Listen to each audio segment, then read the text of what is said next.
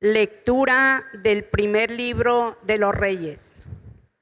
En aquellos días el Señor se apareció de noche en sueños a Salomón y le dijo: «Pídeme lo que deseas que te dé». Salomón respondió: «Señor mi Dios, tú has hecho rey a tu siervo en lugar de David mi padre. Pero yo soy un muchacho joven y no sé por dónde empezar o terminar. Tu siervo está en medio de tu pueblo, el que tú te elegiste, un pueblo tan numeroso que no se puede contar ni calcular. Concede pues a tu siervo un corazón atento para juzgar a tu pueblo y discernir entre el bien y el mal. Pues cierto, ¿quién podrá hacer justicia a este pueblo tuyo tan inmenso?». Agradó al Señor esta súplica de Salomón. Entonces le dijo Dios: «Por haberme pedido esto y no una vida larga o riquezas para ti, por no haberme pedido la vida de tus enemigos, sino inteligencia para atender a la justicia, yo obraré según tu palabra. Te concedo pues un corazón sabio e inteligente, como no ha habido antes de ti, ni surgirá otro igual después de ti». Palabra de Dios. Te alabamos, Señor. Cuánto amo tu ley, Señor. Cuánto amo, Señor. Mi porción es el Señor. He resuelto guardar tus palabras. Más estimo yo la ley de tu boca que miles de monedas de oro y plata. Cuánto amo tu ley, Señor. Que tu bondad me consuele según la promesa hecha a tu siervo. Cuando me alcance tu compasión, viviré y tu ley será mi delicia. Cuánto amo tu ley, Señor. Yo amo tus mandatos más que el oro purísimo. Por eso aprecio tus decretos y detesto el camino de la mentira. Cuánto amo tu ley, Señor. Tus preceptos son admirables, por eso los guarda mi alma. La explicación de tus palabras ilumina la inteligencia a los ignorantes. Cuánto amo tu ley, Señor. De la carta del apóstol San Pablo a los romanos. Hermanos, sabemos que a los que aman a Dios todo les sirve para el bien, a los cuales ha llamado conforme a su designio. Porque a los que había conocido de antemano los predestinó a reproducir la imagen de su Hijo, para que él fuera el primogénito entre muchos hermanos. Y a los que predestinó los llamó, a los que llamó los justificó, a los que justificó los glorificó. Palabra de Dios.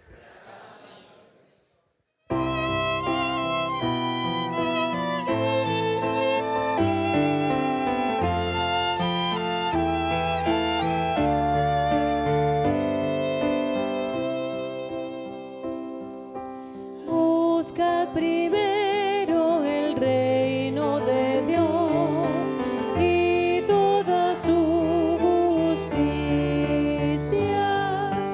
y todo lo demás se os dará por añadidura.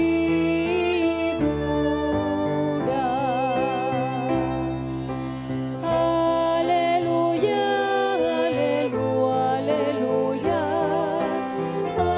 Aleluya, aleluya. Aleluya, aleluya, aleluya. Aleluya, aleluya.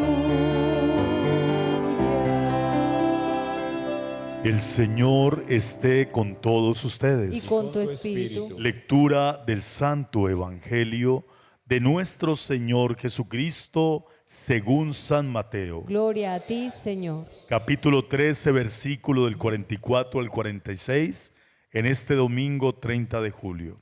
En aquel tiempo dijo Jesús a la gente: el reino de los cielos se parece a un tesoro escondido en el campo, El que lo encuentra lo vuelve a esconder y lleno de alegría va a vender todo lo que tiene y compra el campo.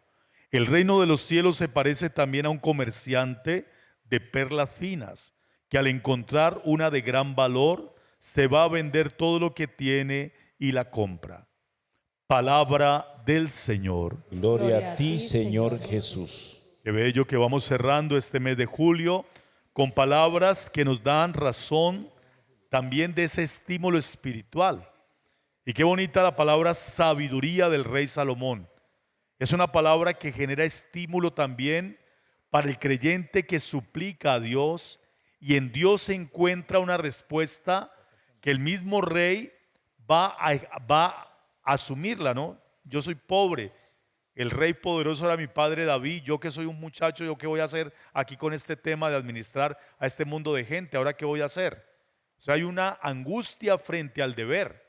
Miren ustedes que la humildad del rey Salomón lo hace entonces clamar a Dios en algo que es supremamente importante en ese momento. Sabiduría para discernir entre lo que tiene que hacer y lo que no debe hacer. Tan importante para nuestro tiempo. Ojalá muchos gobernantes tuvieran la humildad del rey Salomón y le pidieran a Dios sabiduría para gobernar rectamente los asuntos. Estaríamos en una experiencia maravillosa, pero es al contrario. No necesito de Dios porque yo me mando solo. Y entre más poder se tiene, más soberbia acumula el poderoso. Entonces, cuando no hay humildad, la soberbia nos vuelve torpes y ciegos. Así que, primera palabra, pedir sabiduría para tener discernimiento, un corazón atento para juzgar a tu pueblo y discernir entre el bien y el mal. A veces necesitamos entender esa palabra porque nosotros pensamos, pero muchas veces no sabemos qué decisión tomar. Tenemos capacidad de inteligencia, pero a veces no tenemos el discernimiento claro. Y hoy que estamos bombardeados de tanta información, a veces estamos saturados mentalmente y emocionalmente. Por eso la gente tiene la solución pero no la ve. Por eso la depresión es cerrarse y quedarse en la angustia y en la situación que muchas veces es adversa a la vida misma. Segundo momento, el tesoro que uno encuentra. Me estaba acordando cuando los abuelos de uno antes le contaban de las famosas huacas, ¿se acuerdan? Que decía que encontró una huaca, entonces que se quede calladito y no va a decir nada, y pasó un señor y se llevó la huaca. Me estaba acordando de mi abuelo, que le contaron a uno de las famosas huacas que dejaban seguramente las comunidades indígenas y decía, encontraron pero alguien se la llevó, no era para él. Estoy recordando entonces cuando dice que encontró un tesoro en el campo, lo tapó, fue y vendió todo lo que tenía para comprar el terreno donde estaba el tesoro. Y la perla preciosa es la fe. Lo que nosotros tenemos que entender es que la verdadera riqueza está en la experiencia de un Dios que nos ama. Yo lo voy a decir un poquito con cariño y sé que me clavo el cuchillo yo mismo. La iglesia perdió mucho tiempo hablando del pecado. O sea, hemos perdido todo el tiempo pecado, pecado, pecado, pecado, condenación, condenación, pecado. Nos volvimos obsesivos con el pecado y nos olvidamos de la gracia de Dios para que el ser humano tenga una experiencia trascendente.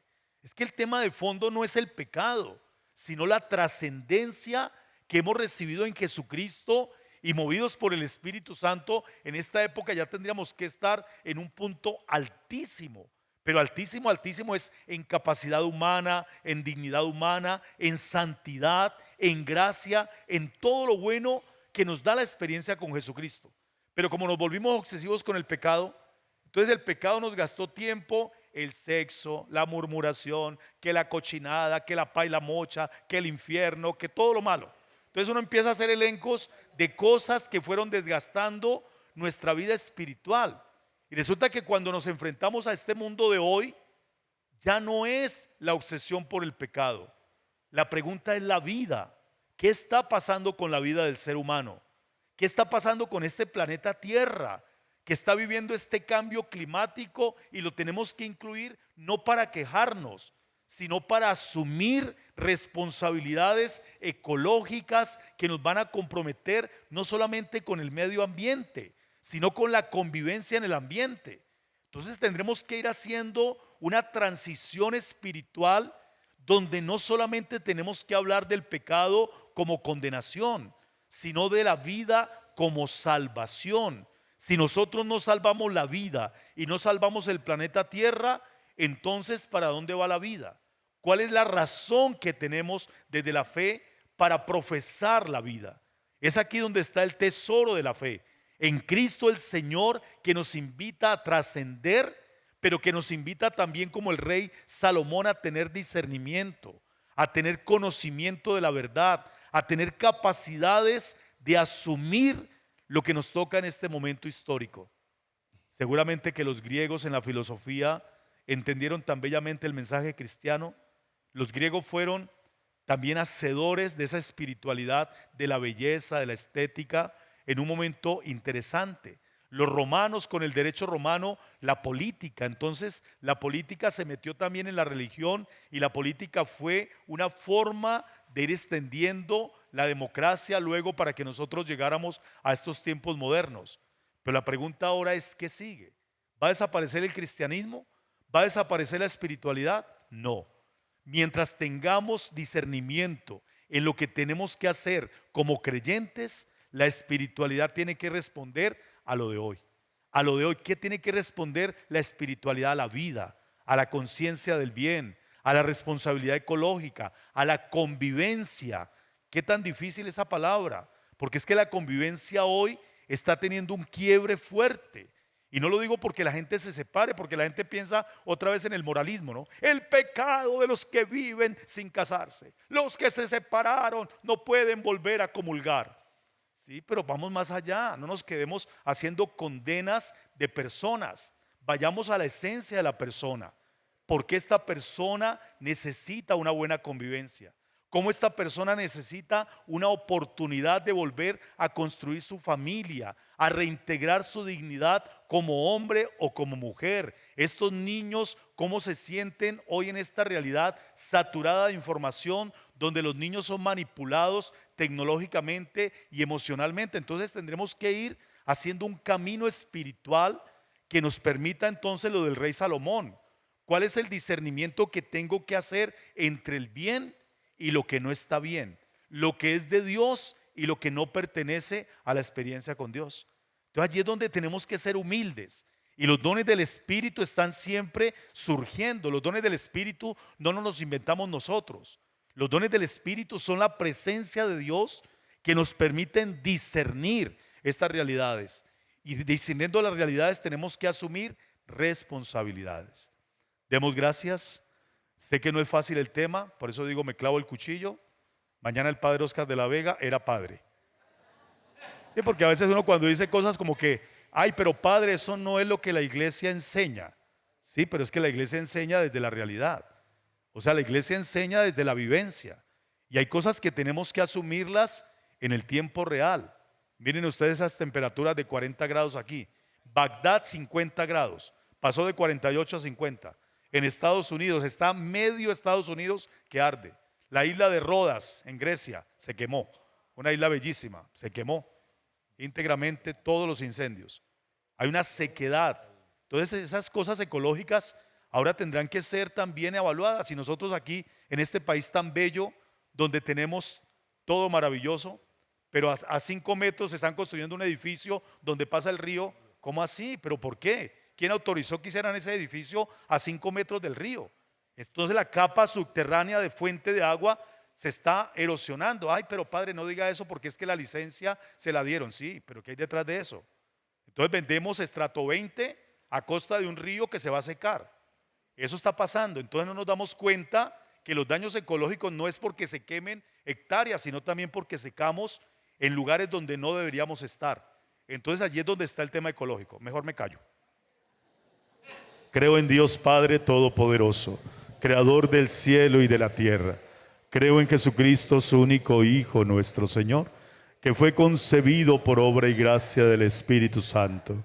Nació de Santa María la Virgen, padeció bajo el poder de Poncio Pilato, fue crucificado, muerto y sepultado, descendió a los infiernos, al tercer día resucitó de entre los muertos, subió a los cielos y está sentado a la derecha de Dios Padre Todopoderoso. Desde allí ha de venir a juzgar a los vivos y a los muertos.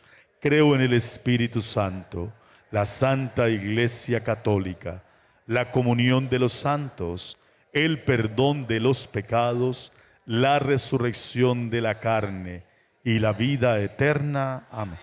Recuerden que los niños ya no memorizan. Nosotros sí memorizábamos.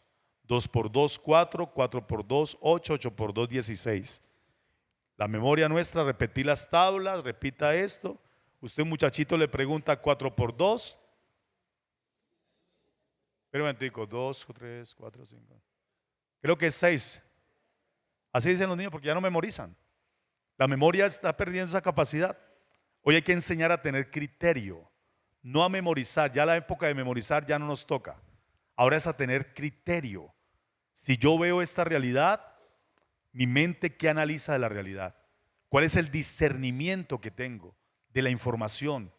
¿Qué es lo que estoy viendo en vivo? Un juicio, una persona, ¿qué está pasando aquí? Analizo y tengo criterio en el discernir de lo que está pasando. Ese es el reto más duro, porque usted memorizar a punta de reglita uno le van diciendo, ¿cuánto es? Lleve. ¿Cuánto es? Lleve. ¿Se acuerdan? La reglita famosa. Entonces uno se iba domesticando con la reglita. Ya eso se desapareció, gracias a Dios. Pero lo más duro es formar criterio, discernir. ¿Por qué estoy aquí? ¿Qué es lo que estoy haciendo? ¿Por qué mi vida tiene una razón de ser? El criterio está unido al discernimiento, el don de la sabiduría que pidió el rey Salomón.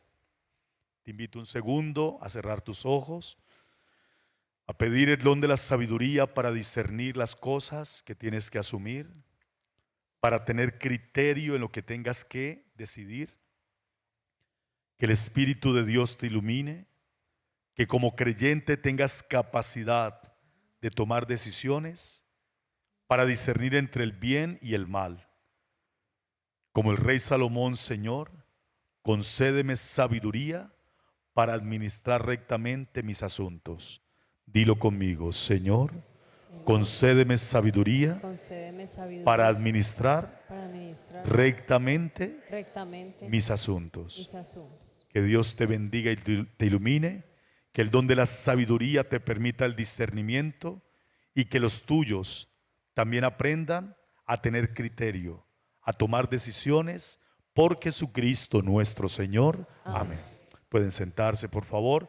Dios les pague. La ofrenda está dedicada a la obra Construcción Casa de Dios. El Señor multiplique la ofrenda y que podamos seguir construyendo este lugar sagrado con todos los donativos que ustedes aportan para que las cosas de Dios sean siempre lo mejor. La gloria del Señor los bendiga y haga prósperas las obras de las manos. Amén.